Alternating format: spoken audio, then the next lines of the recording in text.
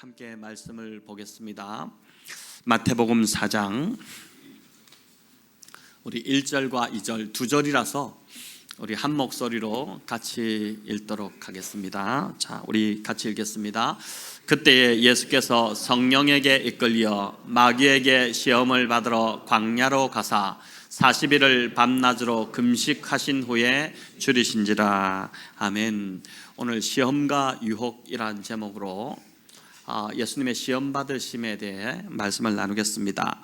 오늘은 1절, 2절을 살펴볼 것이고 또 다음 주나 또 그 다음 주까지 갈 수도 있겠는데 나머지 세 가지 시험에 대해서 무엇을 의미하는 것인지를 하나하나 살피면서 하나님 주시는 은혜를 붙들고자 합니다. 성도 여러분, 혹시 이번 한 주간 시험에 빠지지 않으셨습니까? 다들 괜찮으십니까? 괜찮으시죠? 네. 주님은 주기도문을 통해서도 시험에 들게 하지 마옵시고 다만 악에서 구하옵소서라고 기도하라고 제자들에게 또 오늘 우리들에게 가르쳐 주셨는데 그만큼 인간은 연약하고 시험에 빠지기 쉽고 악에 빠지기 쉬운, 시험에 들기 쉬운 그런 존재라는 것을 알려준다고 할 수 있습니다. 오늘 예수님이 시험 받으신 이 본문을 통해 예수님이 시험 받으신 때와 또 장소에 담긴 의미들을 살펴보려고 합니다. 두 가지입니다. 예수님이 시험 받으신 그 때를 살펴볼 것이고 또 예수님이 시험 받으신 그 장소의 의미를 좀 살펴보고자 합니다. 1절에 나오는 이 시험하다는 헬라어는 중복적 의미가 담겨 있습니다. 시험하다, 이것은 시험하다, 테스트라는 의미도 있고 또 유혹하다라는 temptation이라는 의미도 담겨 있습니다. 자, 누가 시험하고 누가 유혹할까요? 유혹은 누가 합니까? 사탄이 하는 짓이죠. 사탄이 우리를 넘어뜨리려고 유혹합니다. 반면에 하나님은 우리를 단련시키고 연단하시기 위해서 우리를 시험하신다고 합니다. 똑같은 단어입니다. 헬라어로 똑같은 단어를 쓰는데 어떤 의도냐에 따라서 그 의미가, 단어의 의미가 완전히 달라집니다. 사단은 늘 인간을 무너뜨리고 또 파괴하려고 합니다. 그것이 사단이 이 땅에 존재하는 이유입니다. 하지만 주님은 양으로 생명을 얻게 하고 더 풍성히 얻게 하시기 위해서 오셨다고 요한복음에서 우리에게 알려주십니다. 그래서 하나님의 자녀된 저와 여러분도 늘 다른 사람을 세우고 도와주기 위한 태도를 취해야 하는 것이 맞습니다. 그것이 주님 닮은 자녀들의 모습이라고 할 수 있습니다. 자, 그런데 이상한 점은 왜 주님께서 사단에게 시험을 받으셨냐 하는 것입니다. 우리는 연약한 인간이기 때문에 죄를 짓기도 하고 시험에 들기도 하고 사단에게 유혹받기도 합니다. 하지만 주님은 하나님의 아들이신데, 물론 인간의 몸을 입고 오셨지만 하나님의 아들이신데 어떻게 마귀에게 시험을 받으셨을까 하는 것입니다. 사단이 유혹할 대상을 잘못 고른 것처럼 보입니다. 하지만 예수님이 시험 받으신 이유가 있는데 그건 간단합니다. 지난주 살펴본 대로 예수님의 세례 받으심을 생각해 보면 됩니다. 죄가 없으신 분이 회개의 세례를 받은 이유가 무엇이라고 하셨습니까? 무엇이라고 제가 말씀드렸습니까? 친히 그분이 죄인이 되셔서 우리의 죄를 담당하시기 위해서 세례를 받으셨다. 요한이 베푸는 회개의 세례를 그분이 받으셨다고 말씀하셨습니다. 인간의 자리에 오셔서 인간과 함께 같아지신 것입니다. 마찬가지로 예수님이 시험 받으신 이유도 시험 받는 자들이 어떻게 그 시험을 이길 수 있는지를 본으로 보여주시고자 하는 것입니다. 저와 여러분 얼마나 시험이 많습니까? 지난 한 주도 유혹받고 시험 받기도, 시험에 들기도 하고 시험을 주기도 하고 그렇게 하면서 이제 사셨는데 어떻게 하면 그 시험을 이길 수 있을까? 그걸 본으로 좀 우리 주님이 보여주시기 위해서 친히 시험을 받으셨고 그 시험을 이기신 그 모습을 이제 이 마태복음 4장에 기록하고 있는 것입니다. 자, 히브리서 2장 18절인데 우리 같이 읽어볼까요? 그가 시험을 받아 고난을 당하셨은즉 시험 받는 자들을 능히 도우실 수 있느니라. 아멘. 공동번역으로 보면 훨씬 더 좀 다가옵니다. 다시 한번 보여주십시오. 그분은 친히 유혹을 받으시고 고난을 당하셨기 때문에 유혹을 받는 모든 사람을 도와주실 수 있으십니다. 아멘. 주님이 시험을 받으셨기 때문에 그 받으신 이유는 시험 받는 자들을 도와주시기 위함이라는 것입니다. 사람이 보니까 경험이 참 중요합니다. 저희 집 같은 경우 첫 아이 은우를 낳고 나서 2번의 유산을 경험하고 은세미를 주셨습니다. 그 2번의 시간이 그 당시 저희 부부에게는 무척 좀 힘든 시간이었습니다. 하지만 이것이 오히려 이후에 저희가 젊은 그룹을 섬기게 되는 그런 기회가 있었는데 그때 그 경험이 큰 도움이 되었던 것입니다. 의외로 저희가 그 젊은 가정들을 섬길 때 유산하는 가정들이 있었습니다. 그럴 때마다 별말 하지 않아도 우리가 먼저 겪었던 그 경험으로 아파하는 그 가정들을 저희가 잘 섬길 수가 있었습니다. 주님은 친히 사단에게 시험을 받으셨기 때문에 우리의 연약함을 너무나도 잘 알고 계시고 또 사단의 유혹이 얼마나 교묘한지도 아십니다. 그래서 능히 시험 받는 자들을 도우실 수 있는 분이라는 것입니다. 오늘 본문 1절과 2절에서 이제 우리가 주목해야 보아야 할 것은 예수님이 시험 받으신 때와 장소입니다. 먼저 시험 받으신 때를 살펴보면 1절은 이렇게 이야기하죠. 1절을 보여주시면 그때에 라고 합니다. 그때에 예수께서 성령에게 이끌려, 그때라고 하는데 여기 그때가 여러분 어느 때일까요? 바로 앞장인 그 3장을 통해서 볼 때 그때는 예수님이 세례 받으신 직후를 말한다고 할 수 있습니다. 예수님은 세례라는 그 영광스러운 큰 감격의 순간이 있은 후에 바로 사탄의 시험이라는 고난을 받으셨습니다. 하늘문이 열리고 성령이 비둘기같이 우리 주님 위에 임하시고 또 하늘로부터 이는 내 사랑하는 아들이요 내 기뻐하는 자다라는 음성을 들으셨습니다. 영적으로 최고의 절정의 순간을 경험하신 것입니다. 하지만 이내 예수님은 성령에 의해서 광야로 내몰리셔서 사탄의 시험을 받으셨습니다. 예수님의 이 영광스러운 세례와 시험이라는 이 2가지 사건이 보여주듯이 우리 역시 은혜를 받고 난 후에 늘 이런 고난과 시험이 따라올 수 있다는 것입니다. 영적으로 가장 충만함을 경험한 직후가 가장 또한 약해질 수 있는 때라는 것입니다. 열왕기상 18장에 엘리야가 그 사실을 아주 잘 보여줍니다. 엘리야가 얼마나 놀라운 영적 능력을 경험했습니까? 여러분 갈멜산 그 정상에서 바알 선지자와 아세라 선지자 850명과 영적 대결을 벌였을 때 엘리야가 기도하자 하늘에서 막 불이 내려와서 물로 축축이 적혀있는 그 제단을 다 불살라 버렸습니다. 또 그 땅에 3년 반 동안 비가 오지 않아서 완전히 가뭄이 심했던 그런 땅에 엘리야가 7번 무릎을 꿇고 간절히 기도하자 큰 비가 내리기 시작했습니다. 여러분 내가 기도했는데 내 기도가 응답되어서 하늘에서 불이 내리고 또 큰 비가 내린다면 얼마나 놀랍고 신기하겠습니까? 엄청난 이런 영적 승리를 엘리야가 맛보았지만 이어지는 열왕기상 19장에서 보면 이 악한 왕비 이세벨의 그 협박 한마디에 엘리야가 완전히 바닥으로 추락해버립니다. 겁에 질린 엘리야는 즉시 광야로 도망을 갔고 급기야 로뎀나무 아래에서 자신을 죽여달라고 하나님 앞에 간구하기까지 합니다.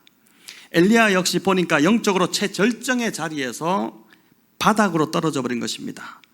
그래서 우리는 성령 충만과 영적 승리 뒤에 늘 이런 시험이 기다린다는 것을 여러분 기억할 필요가 있으십니다. 제가 아는 목사님이 한 번은 저에게 이런 질문을 했었습니다. 목사님, 한 주간에 목사들이 가장 조심해야 될 시간이 언제인지 아십니까? 이렇게 물었습니다. 여러분 목사들이 언제 제일 조심해야 될 시간이 언제인 것 같습니까? 오늘 아침에 또 주일. 오늘 아침에 어떤 분이 일부에서 이제 주일 아침이요 이렇게 얘기하더라고요. 그래서 제가 죄송합니다라고 얘기했습니다. 주일 아침이 아니고 주일 저녁이라고 합니다. 예배 인도하고 설교하고 성도들 만나고 성경 공부하고 주일에 모든 것을 다 쏟아붓고 다 마친 후 그때가 사단이 찾아와서 시험하는 때라는 것입니다. 여러분, 그래서 제가 이 시간은 다른 데 안 가고 저희 아내 옆에 꼭 붙어 있습니다. 그냥 거기 붙어서 그냥 있는 겁니다. 성령 충만한 후에 시험이 기다리는 것, 그건 목사도 뭐 예외가 아닌 것이죠. 그래서 최근에 말씀과 성령의 큰 은혜를 받은 경험이 있는 분들이 있다면 특별히 더 조심하셔야 됩니다. 사도 바울이 뭐라고 이야기합니까? 선줄로 생각하는 자는 넘어질까 조심하라, 그렇게 말씀하고 있지 않습니까? 늘 조심하지 않으면 우리는 시험에 빠질 수밖에 없다는 것이죠. 특별히 사단이 우리를 유혹하는 자다라고 말씀드렸는데, 사단이 우리를 넘어지게 하기 위해 주로 사용하는 방법이 있습니다. 여러분, 그게 뭘까요? C.S. 루이스가 쓴 그 스크루테이프의 편지에도 나와 있지만, 사단이 사용하는 고도의 전략은 고난이 아니라 고난 없는 삶이라는 것입니다. 고난이 아닌 고난 없는 삶, 그걸 사단이 사용한다는 것이죠. 사단은 성도들이 고난을 받으면 더 믿음이 단단해지고 고난을 잘 견뎌낸다는 것을 이미 경험적으로 잘 알고 있습니다. 1세기 로마 기독교 밖에 얼마나 많은 고난을 줬습니까? 그 고난에도 수많은 순교가 있었지만 오히려 교회는 더 부흥했고 성도의 신앙은 더 단단해졌습니다. 그래서 사단이 작전을 바꿨는데, 그 작전은 고난도 유혹도 없는 아주 편안한 삶을 살아가게 하는 것입니다. 자, 사단이 이런 작전을 펼친 결과가 어땠을까요? 대성공이었습니다. 한국 기독교가 지금 그것을 잘 보여주고 있지 않습니까? 일제강점기의 기독교 박해와 또 6.25 전쟁이라는 그 외부적인 고난 속에서도 한국 교회는 급속도로 성장을 이루었고 세계로부터 막 칭찬을 받는 교회로 우뚝 섰습니다. 하지만 1980년대 이후 물질적 풍요로움을 경험하면서 교회도 굉장히 풍요로워지면서 한국 교회가 서서히 퇴보하기 시작했습니다. 여러분, 한국 교회가 왜 이렇게 바닥으로 떨어지기 시작했을까?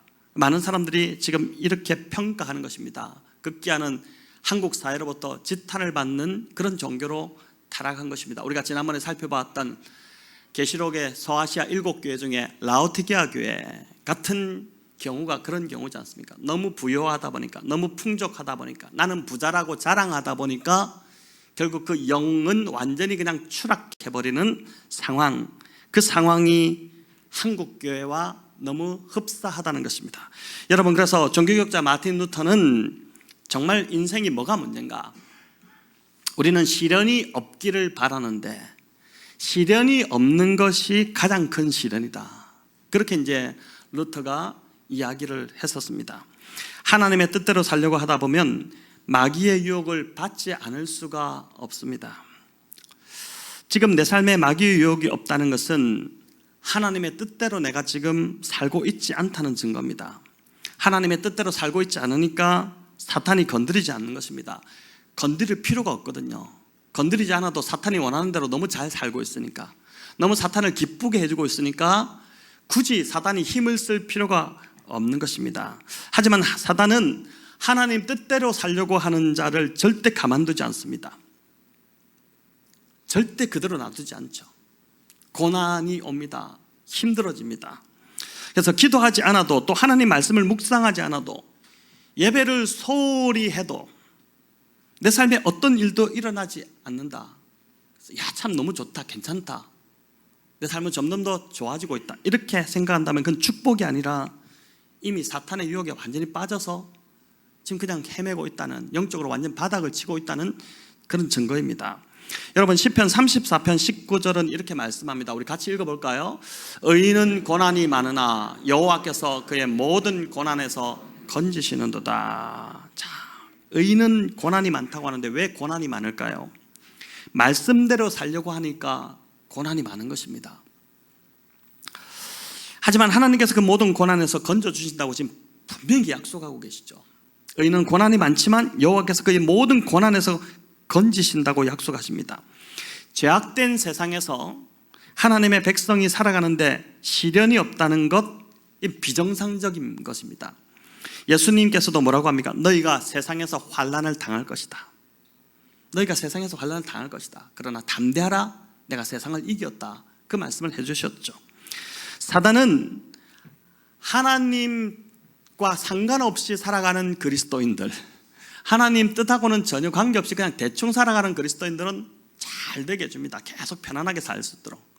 그러나 하나님의 뜻대로 살기 시작하면 사단은 가만히 있지 않습니다.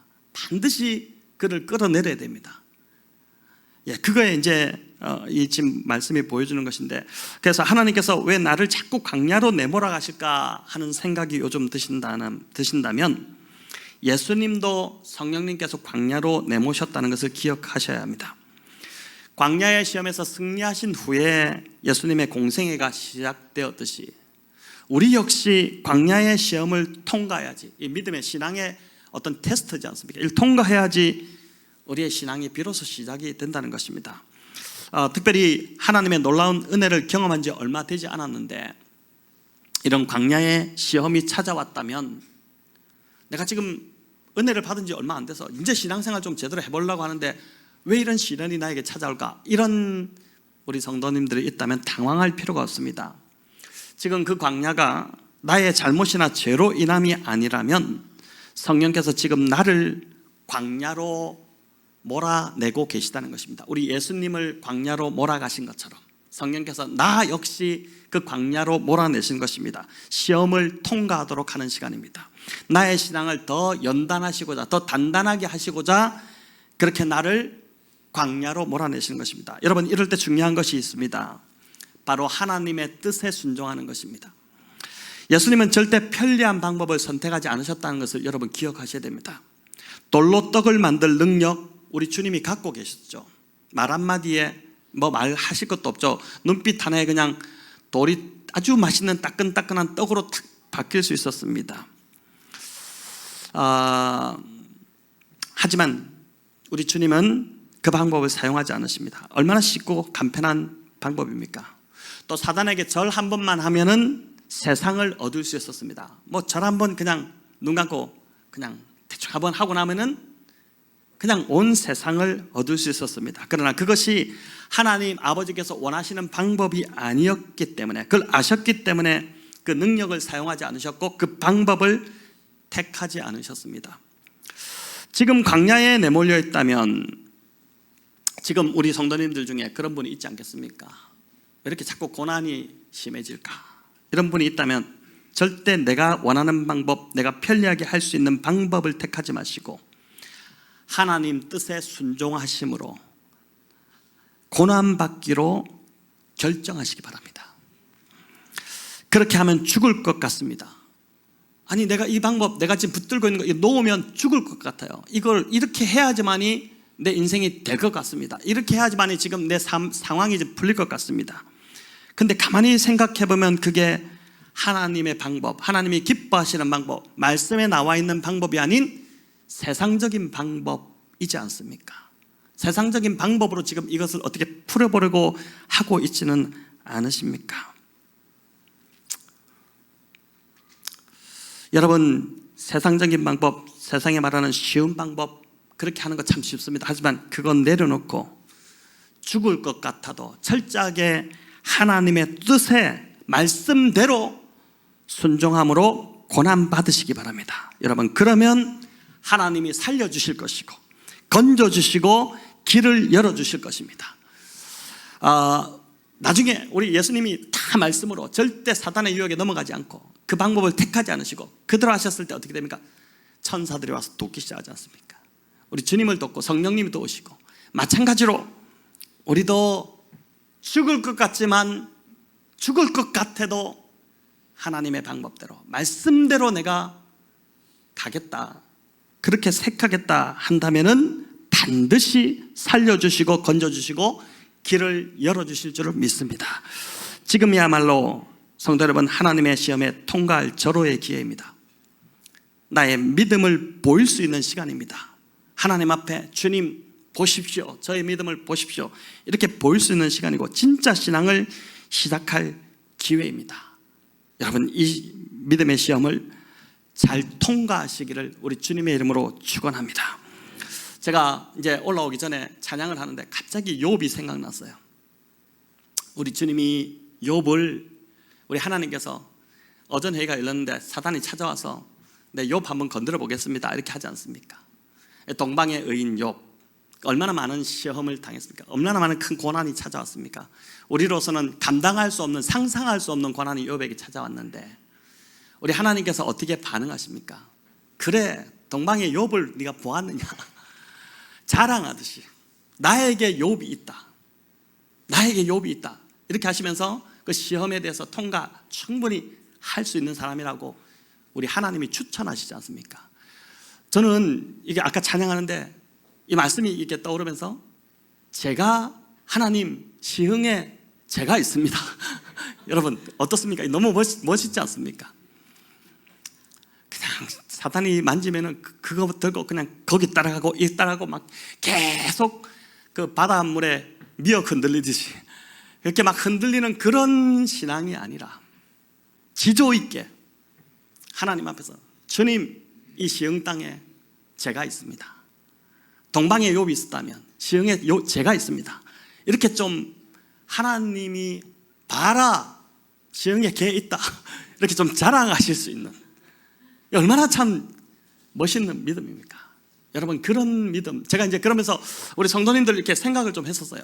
해보니까 진짜 그런 성도님들이 막 떠오르기 시작하는 거예요. 지금 저희 교회 성도님들 중에서 야 진짜 하나님 보시죠, 이런 분, 우리 교회 이런 성도님, 욥과 같은 성도가 있지 않습니까? 라고 제가 이제 막 아까 짧은 시간이지만 하나님 앞에 막 자랑하고 그렇게 했었습니다. 성도 여러분, 지금 믿음의 시험을 통과하고 있다면 이 시험을 잘 통과하시길 바랍니다. 하나님 앞에 믿음을 보이시기를 우리 주님의 이름으로 축원합니다. 여러분, 첫 번째가 예수님이 시험 받으신 때에 관한 것이었다면, 이제 두 번째는 예수님이 시험 받으신 장소입니다. 자, 1절은 그 장소가 어디라고 합니까? 광야라고 그러죠. 지금 깨어 계신 거 맞으시죠? 절 따라오고 있는 거 맞으시죠? 장소가 광야라고 합니다. 왜 하필 광야였을까요?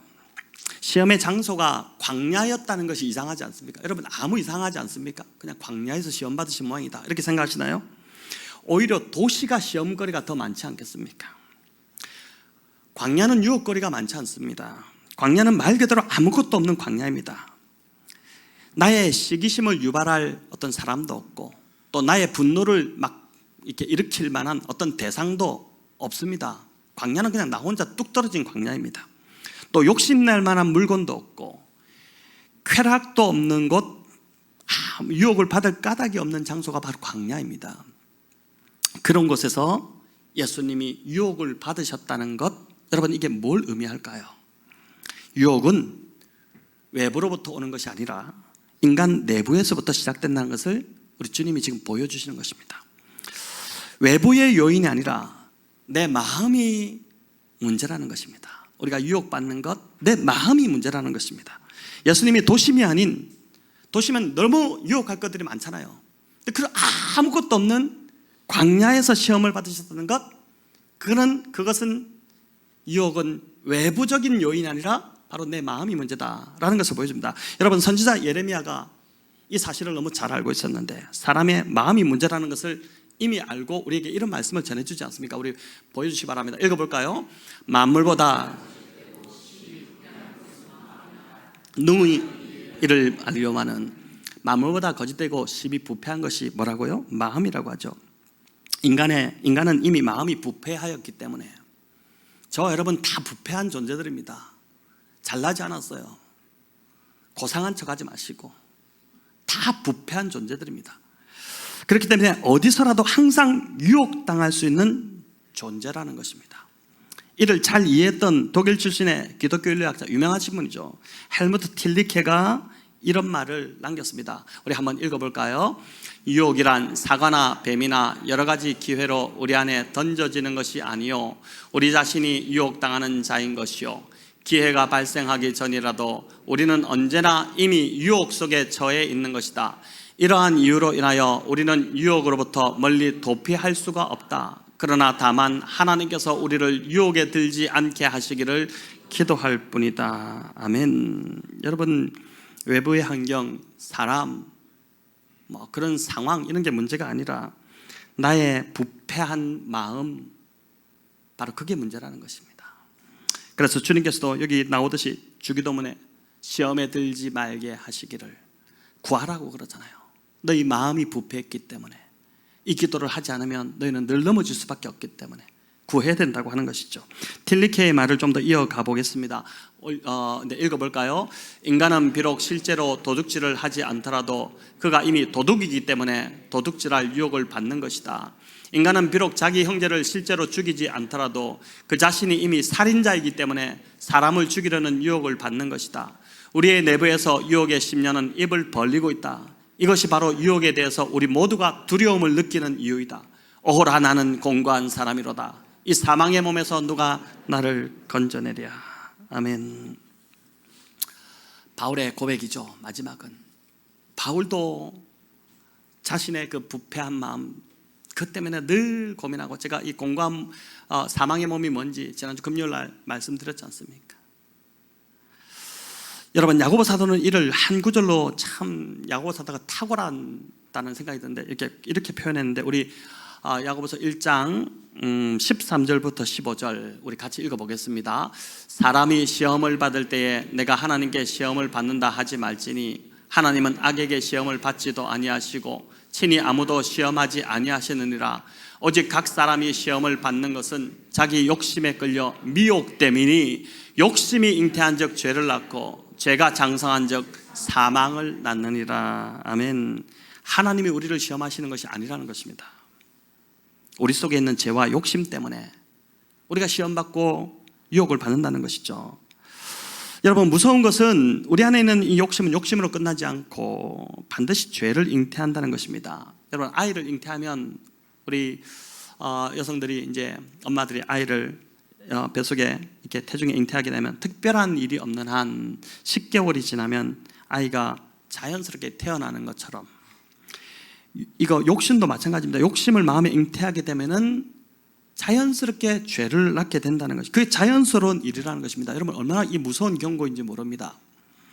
그뿐 아니라 아이가 태어나면 자라고 나이를 먹게 되고 장성한 후에 반드시 죽게 되는 것처럼 나이 들면 죽게 되죠. 죄도 똑같은 원리라는 것이죠. 장성하게 되고, 그래서 나이 들게 되고, 결국에는 이 죄가 사망을 우리에게 가져온다는 것입니다. 죄가 사망을 가져온다는 것이죠. 그래서 그 처음 시발이 되는 이 욕심, 우리 안에는 욕심을 잘 다스려야 되는데 이 욕심이 뭘까? 이 욕심을 어떤 단어를 썼을까? 제가 어제 이제 설교를 준비하면서 헬라 단어 원어를 좀 찾아보다 보니까 욕심이 이런 뜻이었습니다. 한번 보여주시기 바랍니다. 욕심은 어떤 대상에 대하여 갖게 되는 매우 강한 열망. 선한 욕심도 있겠죠. 근데 대부분 좀 부정적인 의미로 이제 여기도 부정적인 의미로 사용됐는데, 여러분, 이 뜻을 가만히 제가 곰곰이 생각해 보니까 이거는 우상과 굉장히 비슷합니다. 그래서 이제 탐욕이 우상숭배라고 말한 이유가 바로 이거구나, 제가 어제 다시 한번 좀 깨닫게 됐는데, 우상이 그런 것입니다. 이것이 아니면 안 된다고 하는 그 무엇, 근데 이것 아니면 절대 나는 안 된다. 여러분, 그게 우상입니다.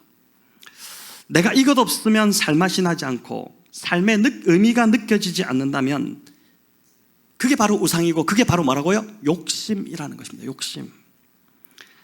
하나님이 살아계셔서 내 삶을 책임져 주시고 붙들어 주시는데, 욕심이 우리 마음에 들어와서 잉태되기 시작하면, 지금 많은 사람들이 그럴 수 있어요. 나도 모르게 지금 욕심이, 내 안에 지금 욕심 하나 집어넣고 지금 10개월간 키우고 있을 수 있습니다.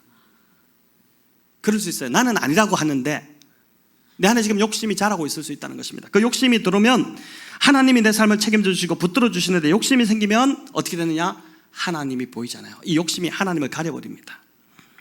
하나님이 다 하실 수 있다는 건 머리로 압니다. 늘 이런 사람들 이야기해보면 다 압니다. 머리로 다 알고 있어요. 그렇게 이야기합니다. 하지만 욕심에 잡히면 하나님이 아니라 내가 열망하는 그것이 내 삶을 지켜줄 것이라고 그렇게 굳게 믿는 것입니다. 하나님을 알고는 있지만 더 이상 하나님을 찾지 않게 만드는 것, 우리 삶을 잘 보십시오. 하나님을 믿고 있잖아요. 우리 하나님 다 교회 나와 지금 예배 드리잖아요. 근데 평소에 하나님에 대한 갈망이 사라지게 만들고 하나님 찾고 있지 않게 만든다면은 그게 바로 지금 내 안에 욕심 하나가 생명체가 되어서 잉태되고 있다는 증거입니다. 자, 야고보서 1장 14절 우리 다시 한번 읽어볼까요? 오직 각 사람이 시험을 받는 것은 자기 욕심에 끌려 미혹됨이니. 자, 이 말씀을 한번 띄어놔봐 주시기 바랍니다. 자, 이 말씀을 보시면 여기 욕심에 끌려 미혹된다는데, 이 미혹된다는 이 말이 보니까 낚시 용어더라고요. 낚시 용어. 물고기를 미끼로 깨는 그 그림을 상상해 보시면 됩니다. 물고기를 미끼로 딱 깨는 거. 물고기가 미끼에 유혹되어서 낚싯바늘을 무는 순간 어떻게 됩니까? 낚시꾼 손에 잡혀버리죠. 미끼를 물지 말아야 하는데 참지 못하고 무는 바람에 물고기 그 생이 완전히 바뀌어 버리는 것입니다. 그 물으면 안 되는데 욕심 때문에 덥석 참지 못하고 물어버리는 순간 완전히 그냥 생이 바뀌어버리는 그런 상황이 되는 거죠. 그래서 여러분, 하나님 원망할 게 못 됩니다. 또 사람 탓할 것도 아닙니다. 내가 사탄의 미끼를 물지 않았으면 됩니다. 내 안에 들어온 욕심, 아까 뭐라고 했죠? 이것 아니면은 삶의 의미가 없다고 느껴지는 것, 내가 이거 붙들어야겠다, 나 이거 있어야 살겠다고 하는 것, 그게 욕심이고 그게 이제 사탄이 주는 미끼인 것입니다. 하나님이 왜 나의 이 상황을 풀어주시지 않냐고 탓할 게 못 됩니다. 그대로 다 들어주시면 내가 망하는데 어떻게 들어주시겠습니까? 우리 아이들 원한다고 다 들어주십니까? 자녀에게 유익하지 않으면 들어주지 않지 않습니까? 아이가 울고불고 해도 참 우리 약해서, 저도 참 약한데 아이들 울고불고 하면 또 그냥 사주고 막 이렇게 약한데, 우리 하나님은 정확하시죠. 절대 아닌 것은 아니다. 아닌 것은 절대 안 들어주시죠. 그게 자녀를, 그 사람을 살리는 길이기 때문입니다. 여러분, 하나님이 우리를 대하시는 것이 이와 같습니다. 그런데 이럴 때 하나님이 노라고 하시면, 지금 풀어주시지 않고 상황이 계속 풀리지 않으면 그냥 기다려야 되는데, 이럴 때 욕심을 부리고 고집을 부리는 자들이 있습니다. 자기가 볼 때 자기 생각대로 하면 될 것 같거든요. 그래서 내 안에 있는 욕심, 그걸 참지 못하고 미끼를 물어버리고 저질러 버리는 것입니다. 미끼를 물지 말아야 하는데 욕심 때문에 그걸 물어버리고 그 다음 삶은 더 나락으로 떨어져 버리는 것입니다. 자, 그럼 내 욕심대로 행하지 않으려면 어떻게 해야 할까요? 어떻게 하면 시험에서 우리 계속해서 이런 시험을 받기도 하는데 이거 어떻게 이길 수 있을까요? 하나님을 신뢰하고 하나님 말씀에 나와 있는 그대로, 그 뜻대로 행하는 것입니다. 삶의 문제가 절박할수록 우리는 불안한 나머지 기도하지 않고 내가 손을 쓸 수 있는 방법들을 자꾸 찾으려고만 합니다. 여러분, 왜 기도하지 않을까요? 이유는 간단합니다. 내가 하려고 하는 방법이 하나님이 원치 않는 방법이기 때문에 알기 때문입니다. 기도하면 할수록 하나님께 자꾸만 부담 주시잖아요. 그거 잘못됐다, 그 방법대로 하지 마라. 사람들은 모르지만 나는 알잖아요.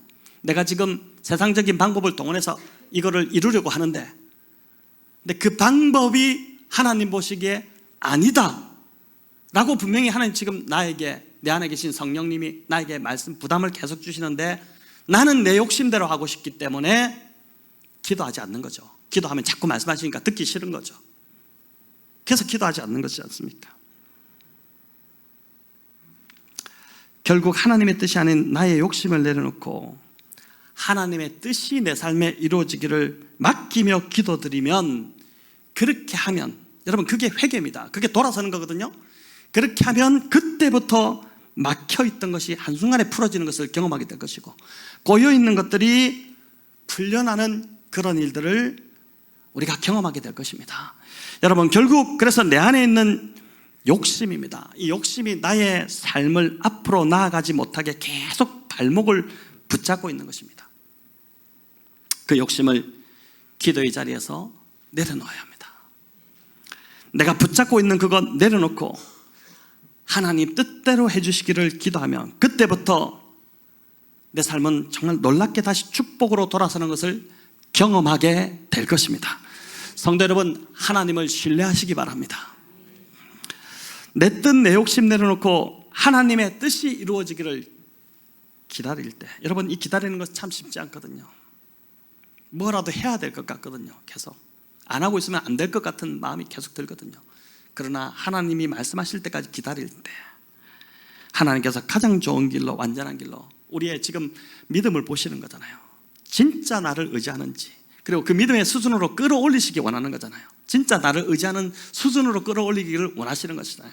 그렇게 될 때, 그 시험을 통과할 때 하나님이 길을 여시고 더 좋은 길로 우리를 인도하여 주실 것입니다. 지금 시험을 받고 있는 분들, 우리 성도님들 시험을 잘 통과하시길 바랍니다. 유혹에 넘어지지 마시고 욕심 부리지 마시고, 또 내 안에 있는 그 욕심, 우상이라고 그랬죠. 우상이 뭔지를 잘 한번 들여다보시기 바랍니다. 내가 왜 이렇게 이걸 고집하는지 잘 한번 들여다보시기 바랍니다. 그래서 그거 내려놓고 온전히 그분의 손에 맡겨드림으로 지금의 이 시험을, 사탄이 주는 시험이지만 그러나 또 하나님이 이걸 바꿔내시는가, 이 시험을 잘 통과하시고 믿음의 도약을 이루시는 복된 성도님들 다 되시기를 우리 주님의 이름으로 축원합니다.